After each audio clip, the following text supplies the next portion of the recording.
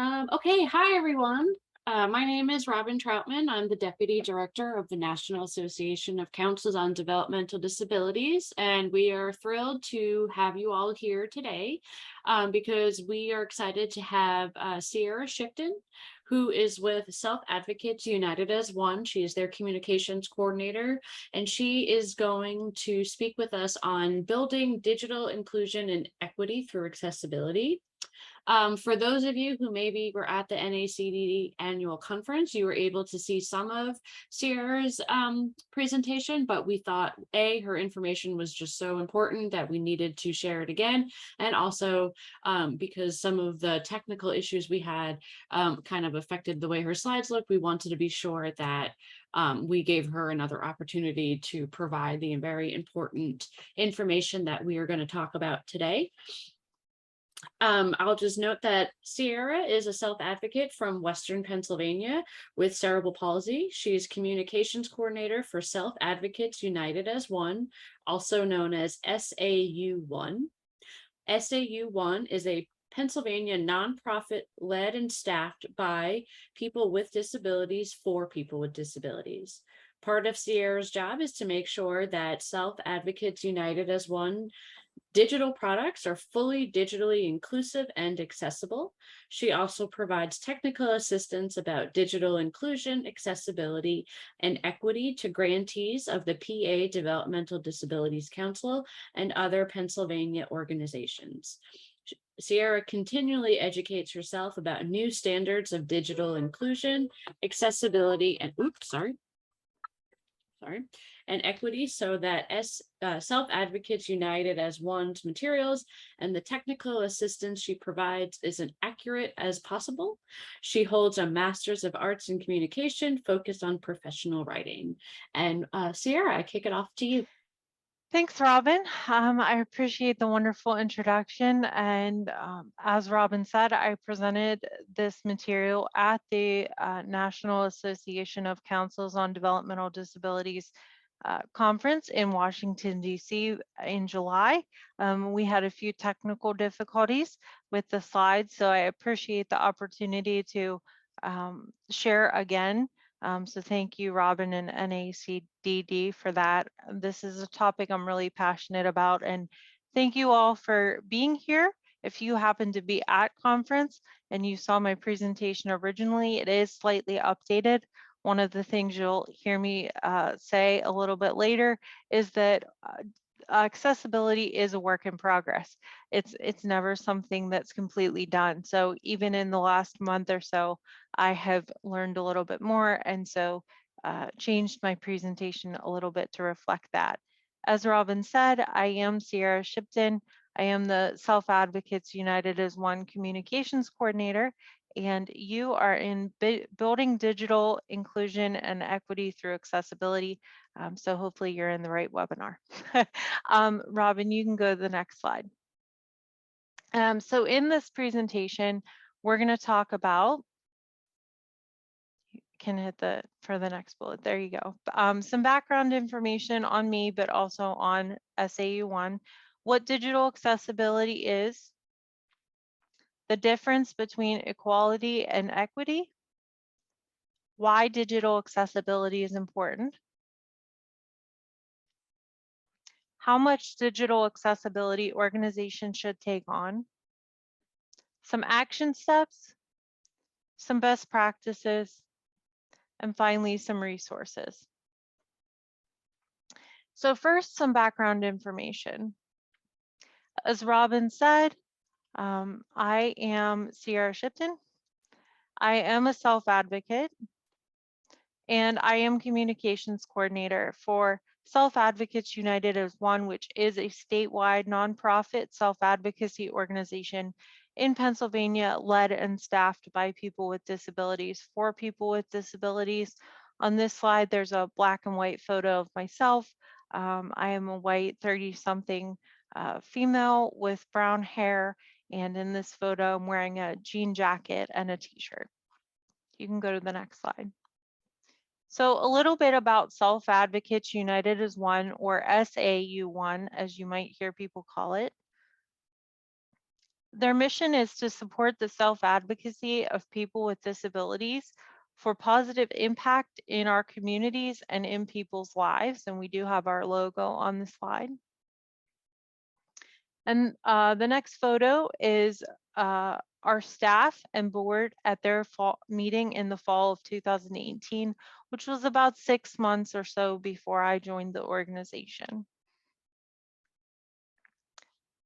Self Advocates United as One is a group of people who envision a world where people with developmental disabilities and their families are united to share knowledge, empower others, and use their voices to transform their communities and people's lives.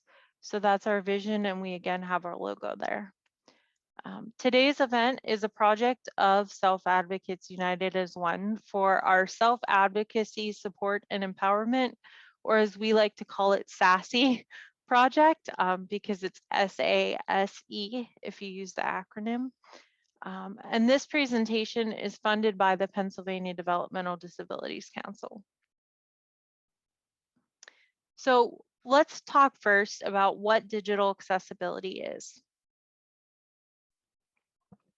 Some definitions focus on removing barriers for people with disabilities.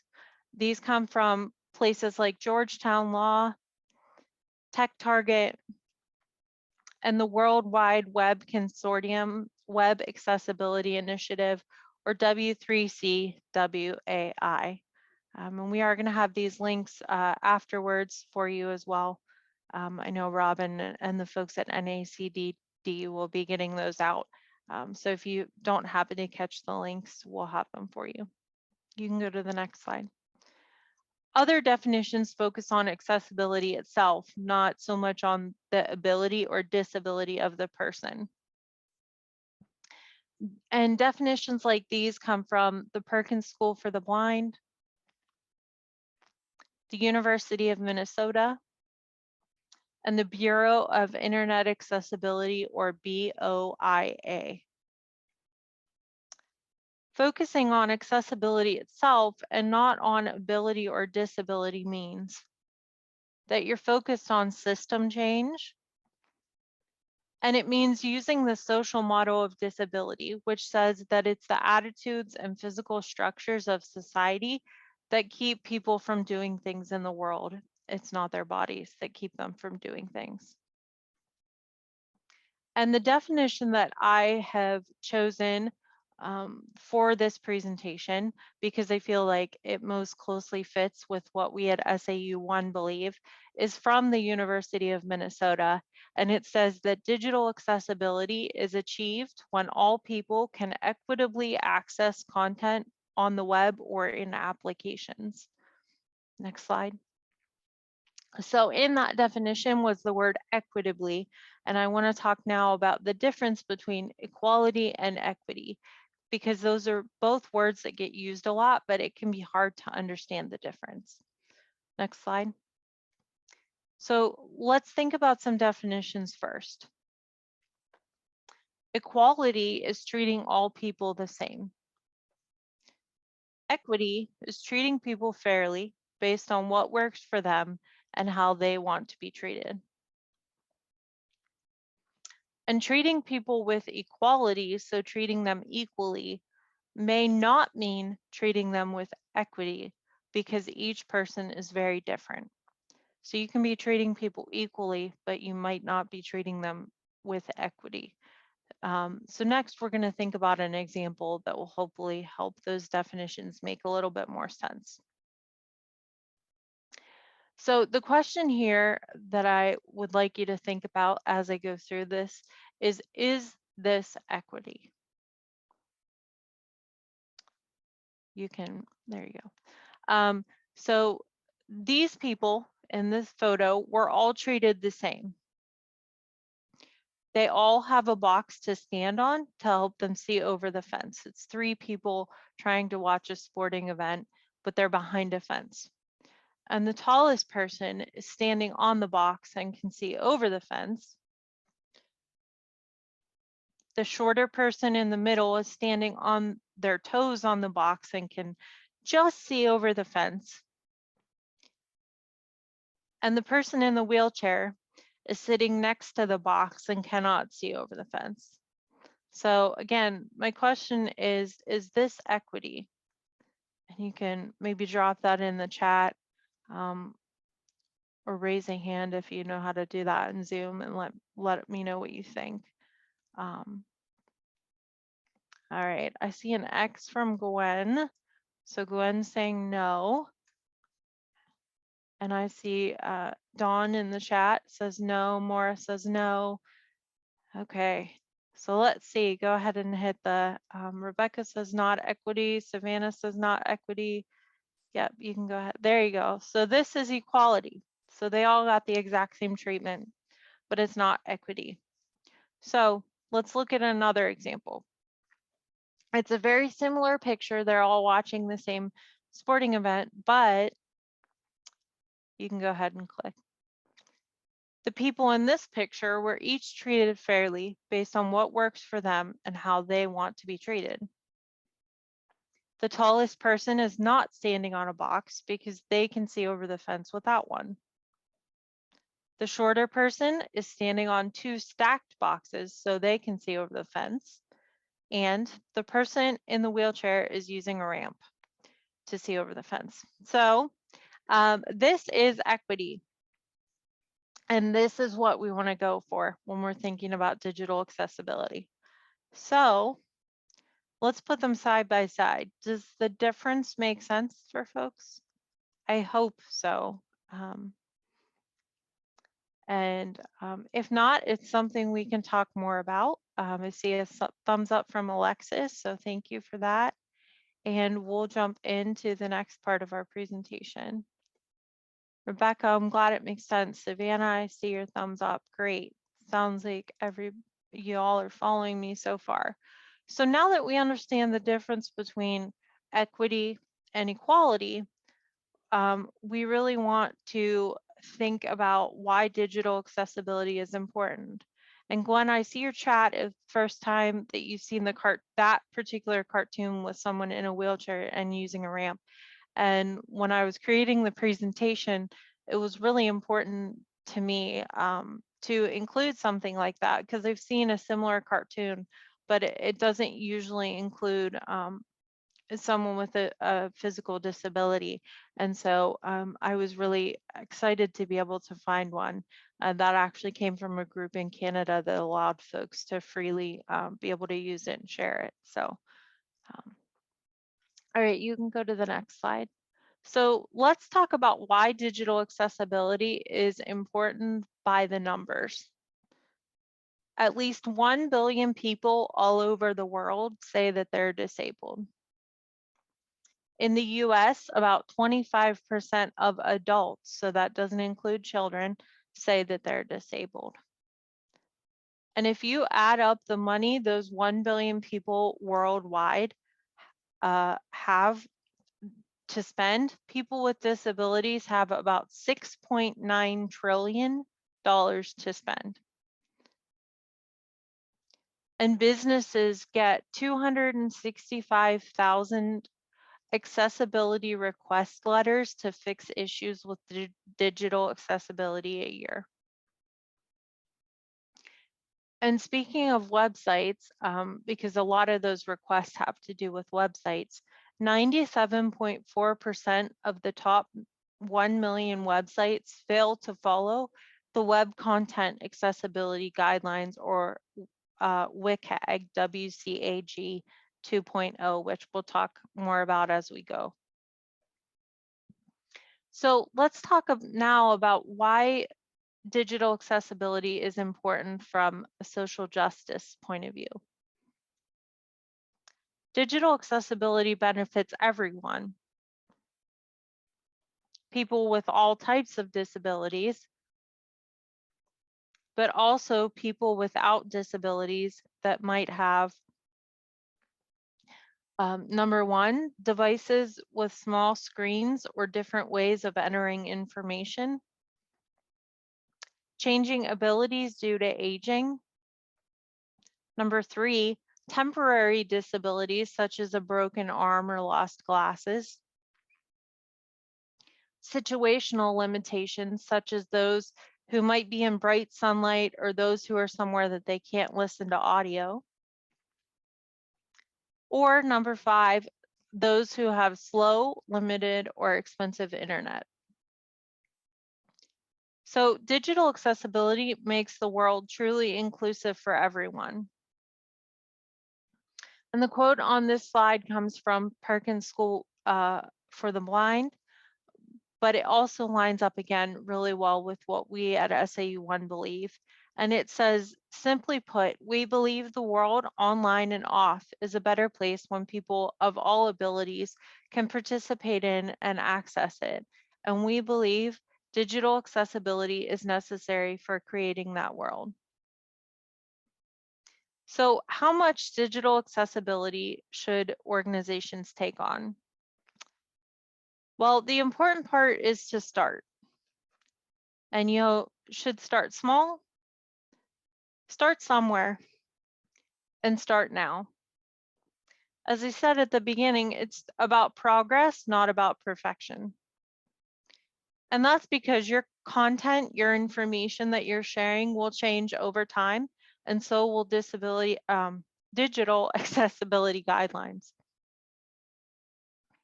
And digital accessibility is always a work in progress, and the work is never done. So when you're thinking about somewhere to start, you can start with something like the 7 core skills, which come from the University of Minnesota's Accessible U. And again, the link to that is in the resources at the end of the presentation. But the first one is alternative text, or it's also called alt text, contrast, headings, links, lists, tables, video and audio.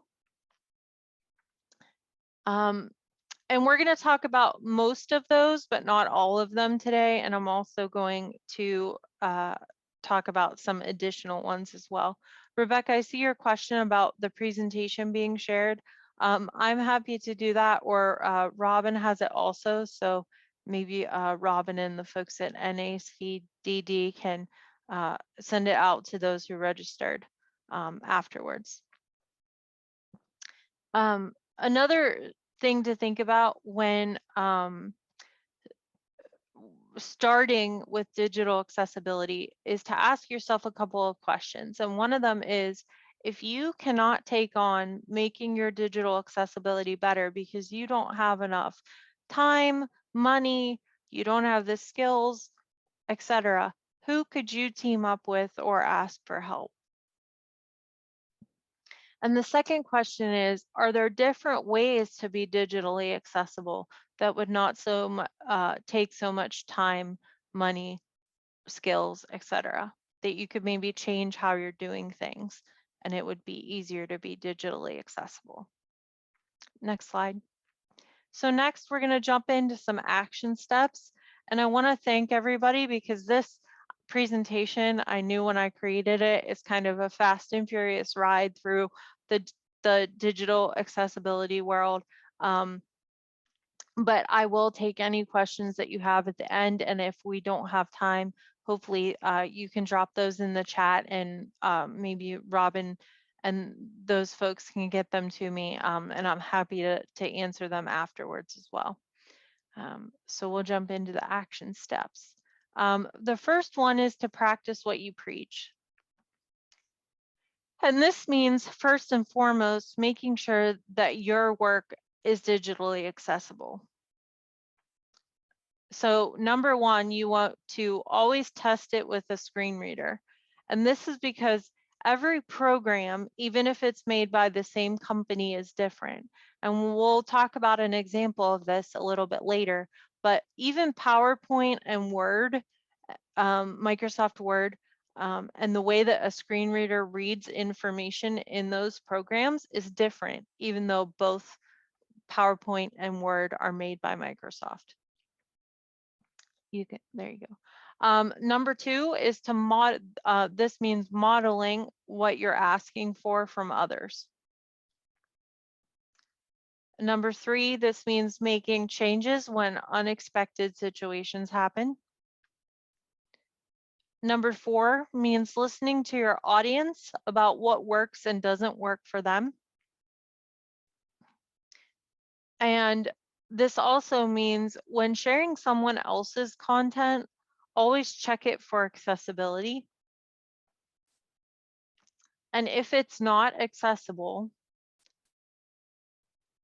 number 1, fix it if you can, or number 2, ask them to provide an accessible version before you share it. So the second action step is to share the knowledge. And this means taking the time to reach out when something is not digitally accessible. And when you reach out, first you want to explain that you're not reaching out just to say that something is not accessible, but you want to be sure to share specific tools or resources so that the person you're reaching out to can go ahead and fix the digital accessibility issues. And the third and final action step is to speak up and learn together. This means do not be afraid to speak up, even when it means reaching out to bigger companies like Zoom, Facebook, MailChimp, etc. And you want to act with grace, whether you're giving accessibility feedback or someone is giving it to you. And you also want to work on doing better together. So now we'll jump into some best practices.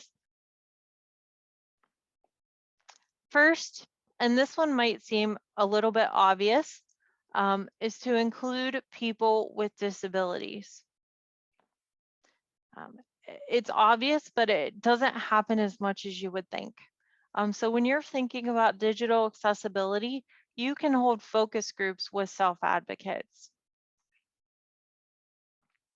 And there's a resource I have linked in the presentation from the Autistic Self-Advocacy Network, or ASAN, that talks more about how to hold a focus group on pages 24 to 32. It was created as part of ASAN's equity plan for their work with autistic people, but it's a great place to start when planning any focus group for self-advocates. It has a lot of great questions and things to think about in terms of how you want to handle the group and who you want to include. Next, we're going to talk about that alt text or alternative text that I mentioned before.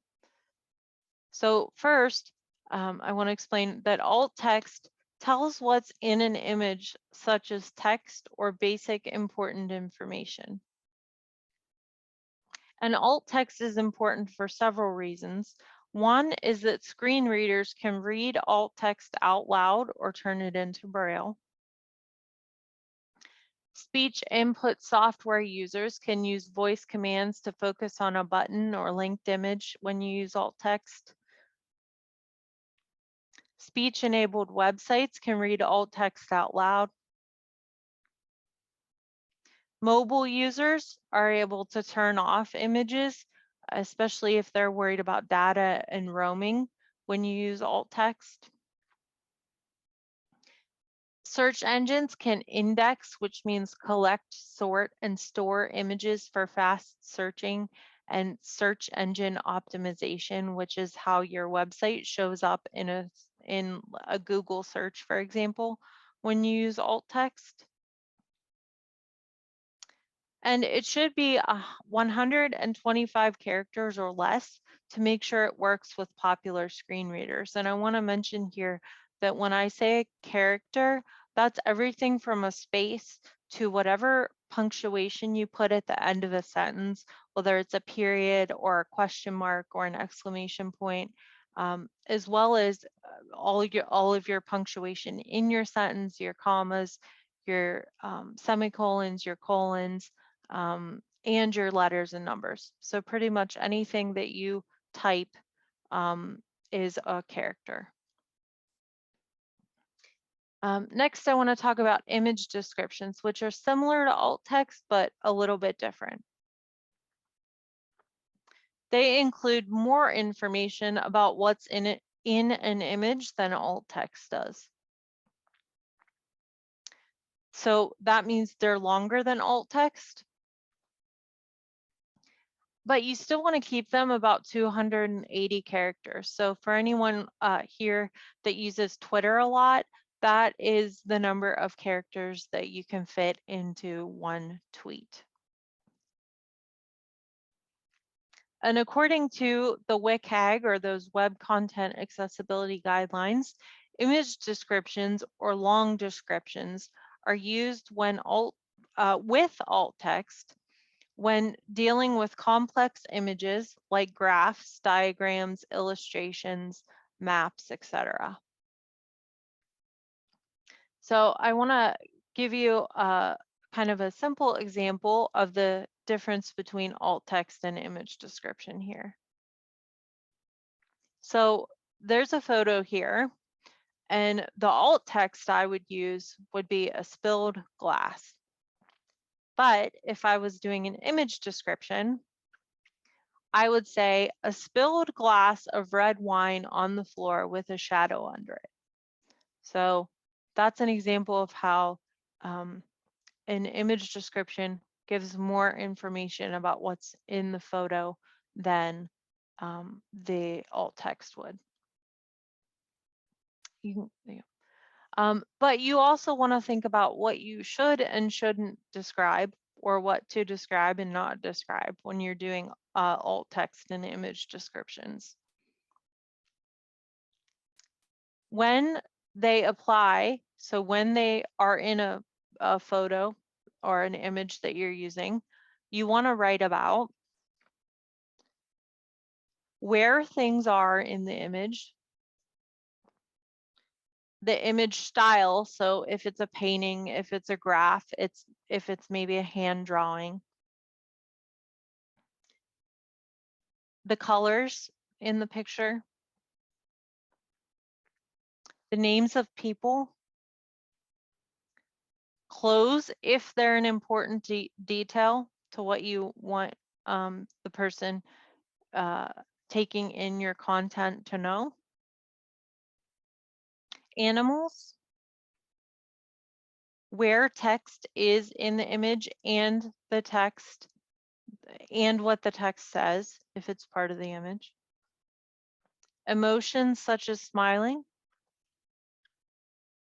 and what else is around the people or things in the image. But you don't have to describe colors, so you don't really need to describe what red looks like.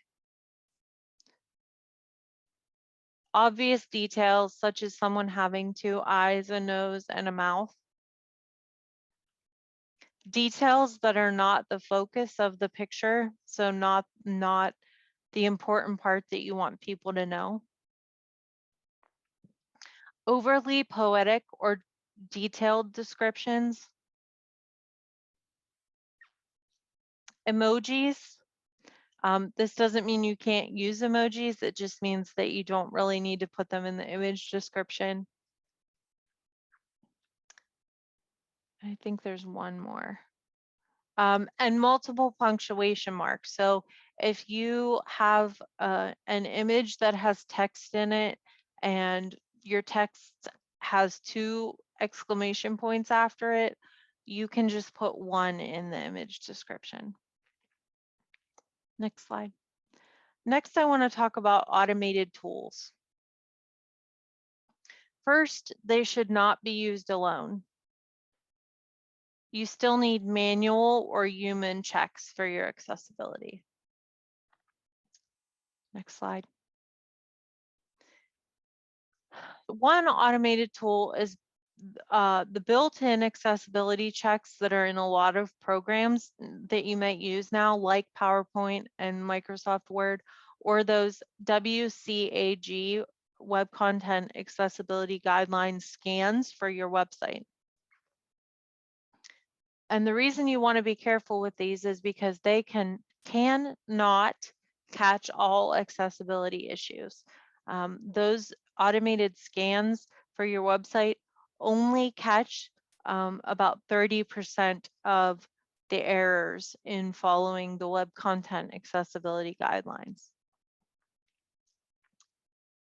Next bullet point. And if you are using them, you want to make sure that you're double checking accessibility. Some of the automated scans or automated checks can be a good place to start, but you always want to make sure that you're following it up with a real live person double checking. Next slide. The next one is automatic alt text. I see this a lot in Facebook in particular. And again, it may not be right, or it may not include all the important information that you want to include. So you want to make sure that you're checking it and fixing it. Maybe you can start with what's there, but you might need to add to it or take away from it to make it what you want. Next slide. And that leads us into automatic captions.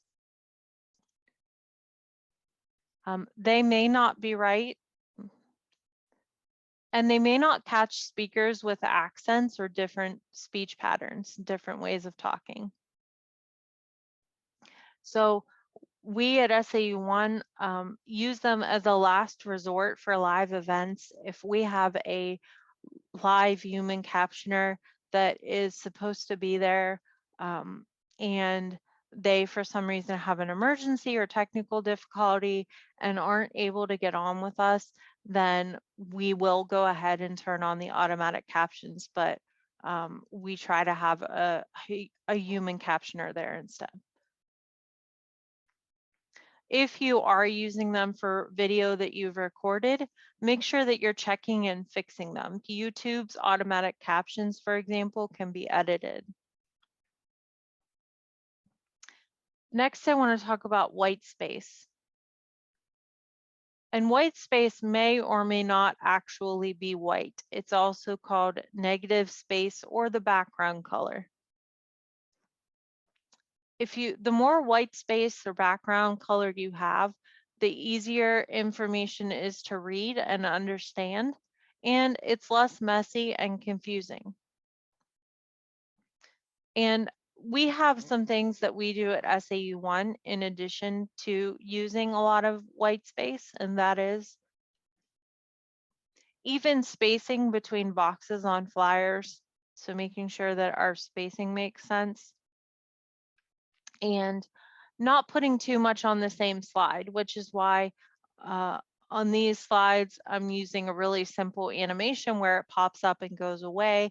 Or sometimes if we have to, we'll split information into two or more slides so that we're not cramming it all on the slide.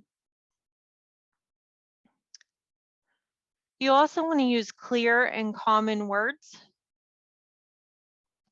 This means using one idea per line, which means breaking sentences into chunks where it makes sense.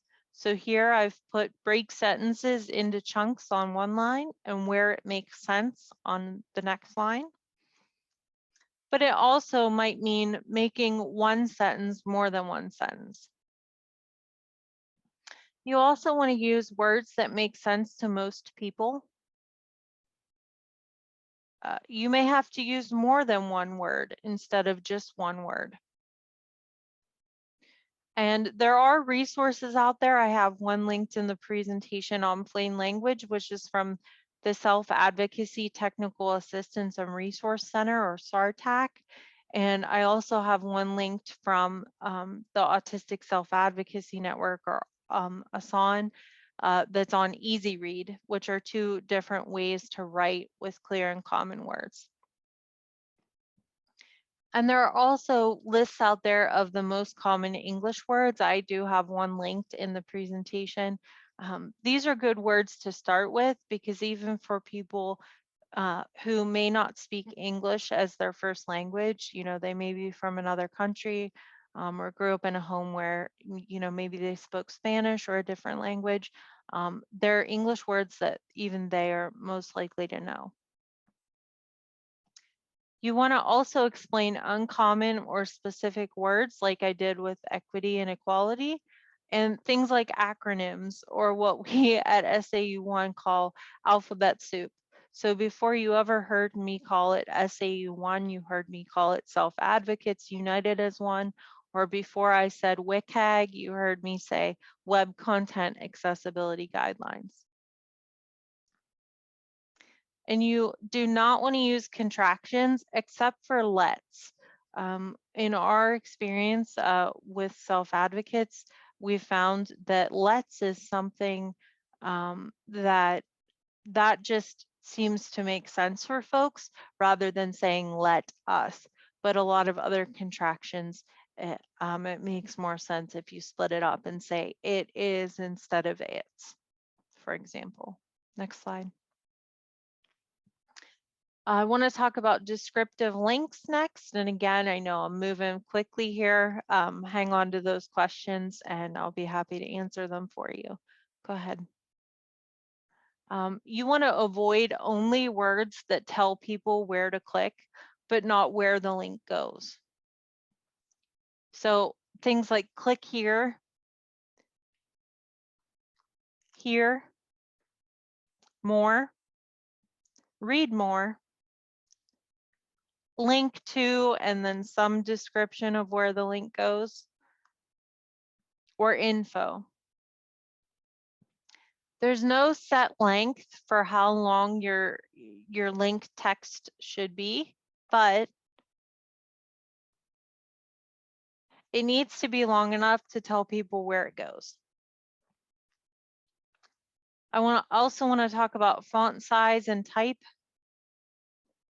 So there is no web content accessibility guideline or WCAG for font or font size, but most sources agree that font size should be at least 16 point, but if space is limited, it can 14 point is acceptable. The WCAG do say that content should be distinguishable, which means easy to see. So number one, simpler fonts are easier to read.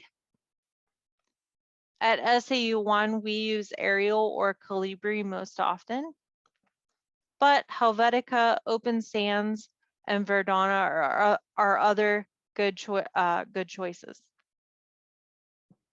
Number two, you want to avoid underlying text, which can be mistaken for a link in an electronic format. So if you have a flyer that has something underlined on it, and you are sending the flyer out through email or as a document, a Word document or a PDF, if you underline text, people might think that that's a link that they can click on when it's really just underlined text.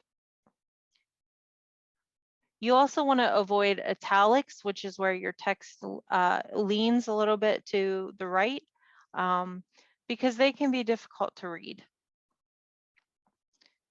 And you want to capitalize the first letter of each word in hashtags, which is also called camel case.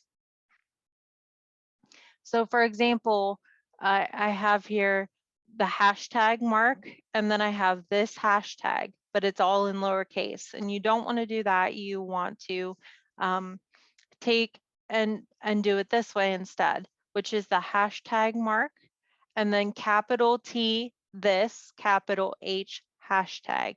And so the T and the H are the humps on the camel, if you will, which is why it's called camel case. But this makes it easier for folks who have low vision, but also for folks who are using assistive technology, such as a screen reader. Screen readers will actually read it as two separate words when you capitalize the first letter of each one instead of just all lowercase. I also want to talk about font alignment, which is whether it all starts on the left, starts on the right, whether it's centered.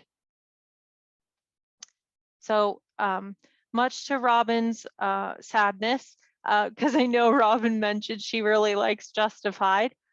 Justified is where it takes everything and kind of stretches out the space between words so that all of your lines as you're typing start in exactly the same place. But you don't want to use Justified because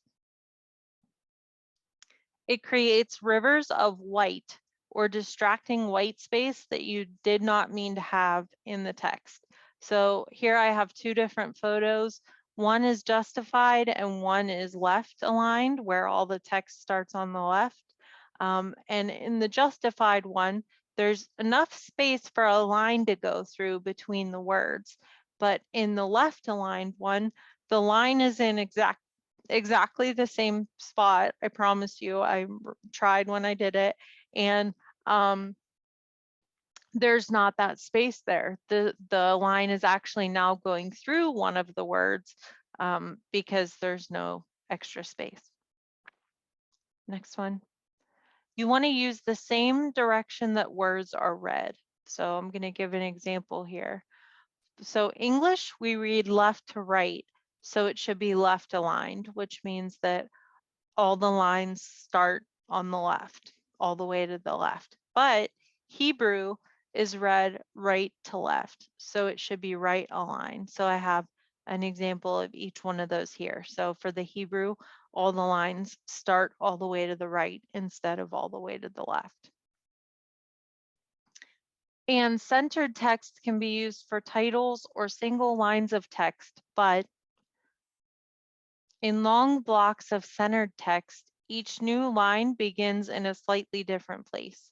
So I have an example of a longer paragraph here of centered text where each line begins in a little bit of a different place.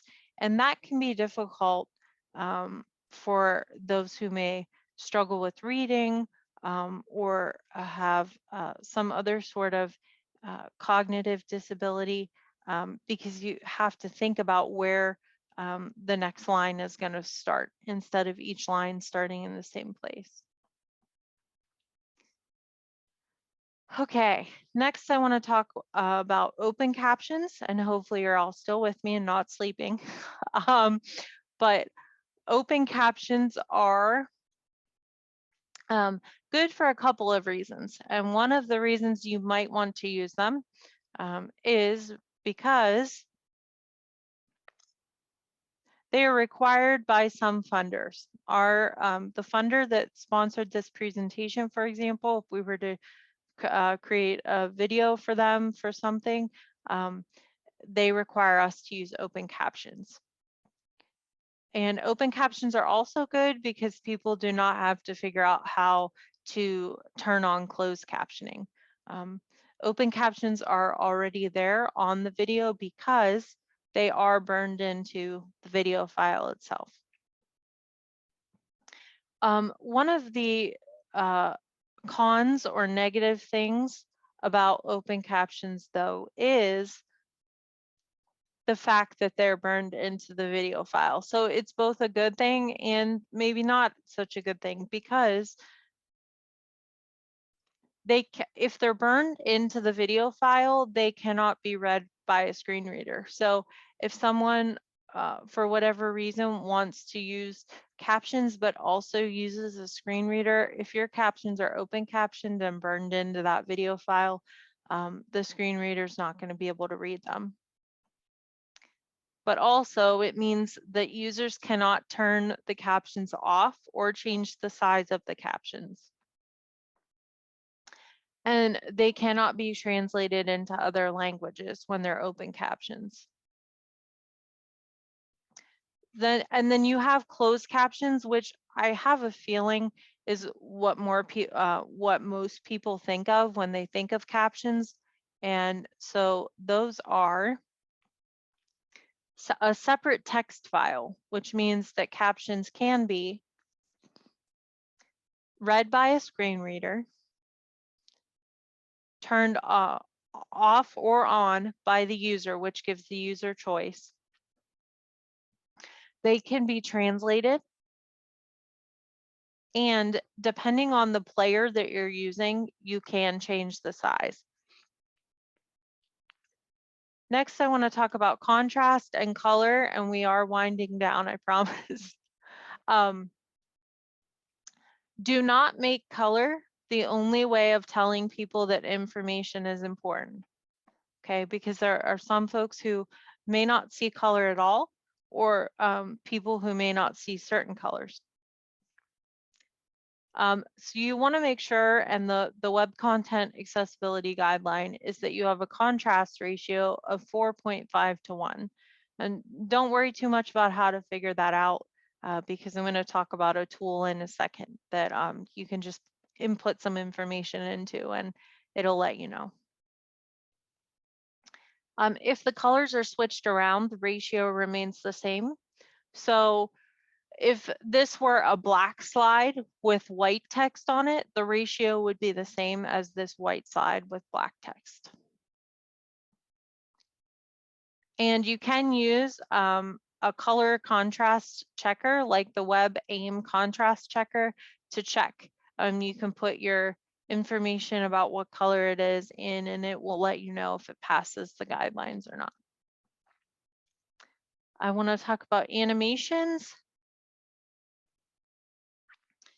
You want to avoid strobing, so those animations that kind of repeat, or rapidly moving images in animations, because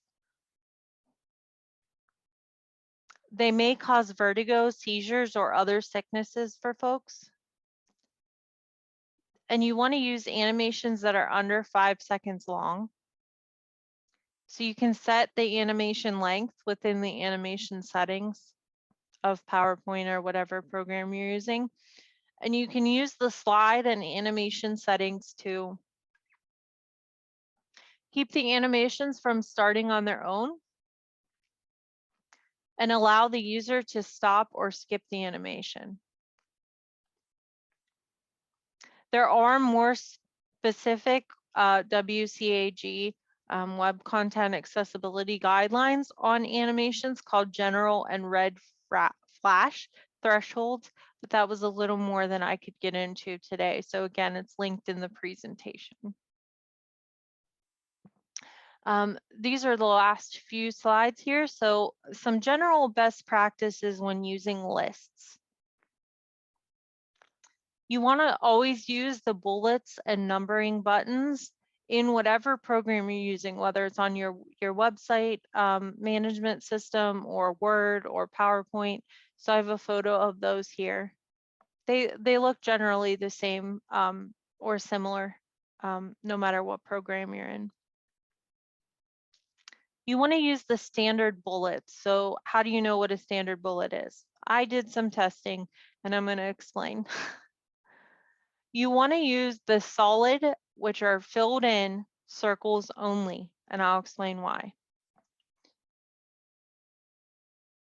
The reason you want to use the solid circles only is because even though Microsoft Word and Microsoft PowerPoint are both made by Microsoft, a screen reader, and I use NVDA to check, reads these bullets differently in Word than it reads them in PowerPoint. So if you're in Microsoft Word, the solid filled in circle is the only one where the screen reader will say bullet and then read your text. If you use the check mark, it will say check. If you use the 4 black squares with a black X in the middle, it will say black diamond minus white X, and then whatever text you have.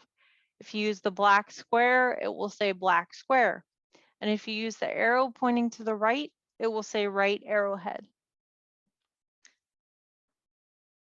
In PowerPoint, those same 4 bullets, which happen to be purple in this image because I was using purple in PowerPoint when I took the image, the check mark is read by a screen reader as U, so it would say U and then whatever text you had. The 4 squares with the white X is read as V, so it would say V and then whatever text you had. The square, filled in square, is read as blank, so it will say blank and then read, whatever text you have. It doesn't even recognize that there's a bullet there. And the arrow pointing to the right is read as O. So you also want to use correct nesting, and I have a couple examples of that here.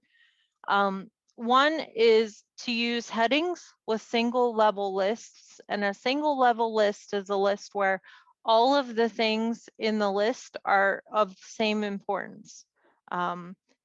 And so here I have an example where the two headings are North America and Central America.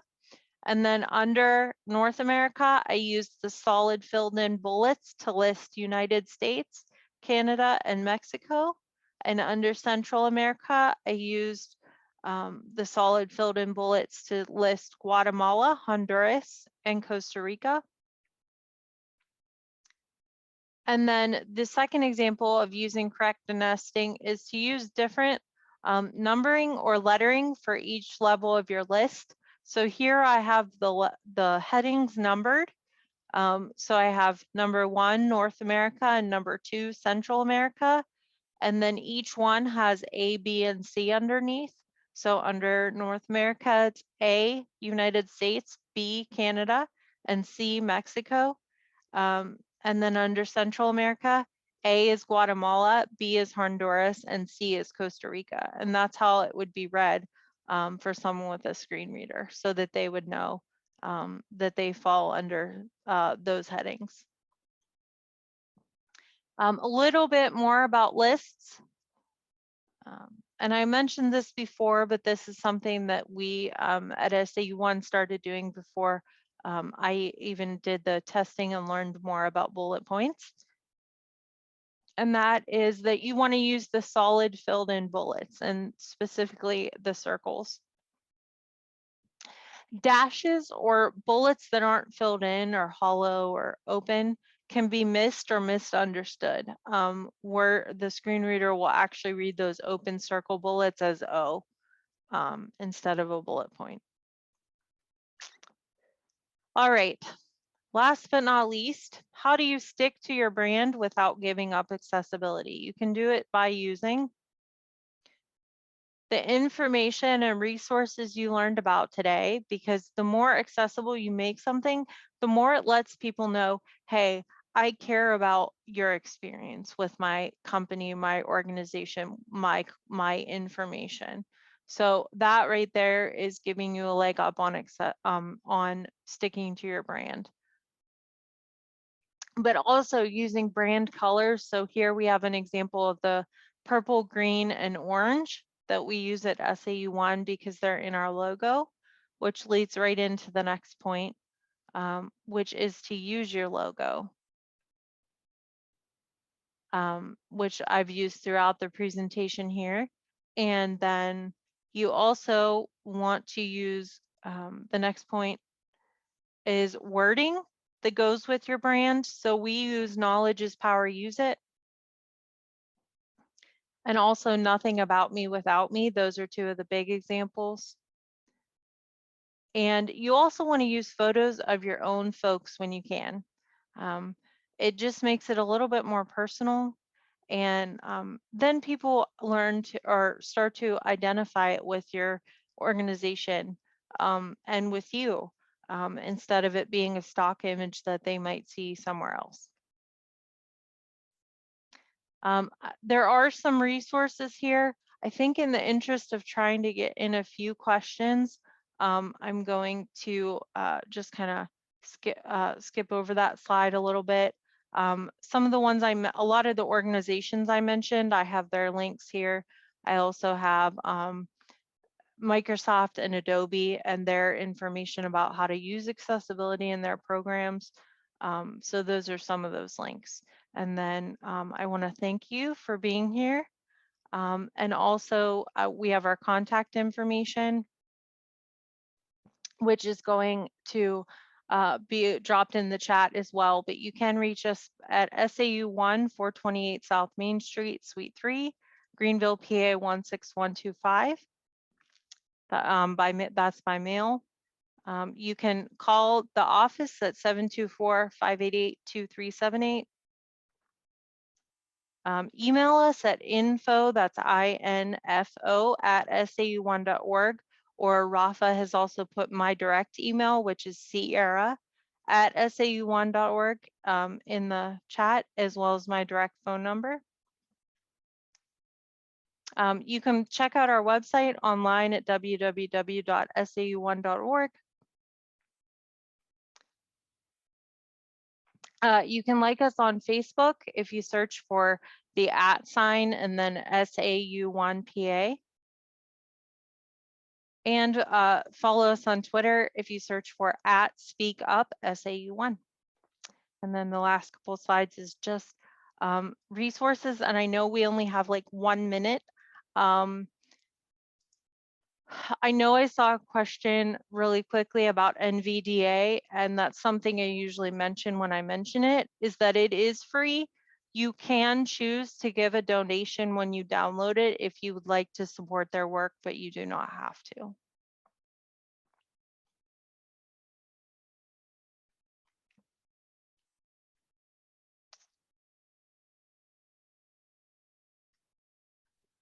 Fantastic. Thank you so much, Sierra, for all of that amazing information. I know I have some work to do. I'm sure many others do as well, to make sure that we are up to date on, how we're, presenting our information online. So thank you for that. Please, if you have a moment, to please fill out the survey. We'll be sending it in a follow-up email tomorrow along with the slides. If you have any questions, we have another moment. Otherwise, please please reach out to me, and I'm happy to put you in contact with Sierra directly, or, as she said, all of her information is there. But we thank you so much. But yeah, if you have any questions, please let us know. Otherwise, we'll be in touch, and definitely be using Sierra's information in the future. So thank you, Sierra, and thank you, Self Advocates United as One. This was fantastic. So thank you. Thank you. Just real quick. Yeah, again, please make sure you see the link in the chat if you're still online to do the survey. Otherwise, I'll be sending it via email tomorrow. And have a great rest of your week. Yes, thank you. And of course, reach out if anything comes to you as far as questions. I know sometimes when you get thrown a lot of information, it doesn't come to you right then. And then you're like, oh, I should have asked that. So please, by all means, reach out. I'm happy to talk anytime. And thank you, Sierra. And again, thank you, everyone. And I'm sure we'll see you all sometime this week.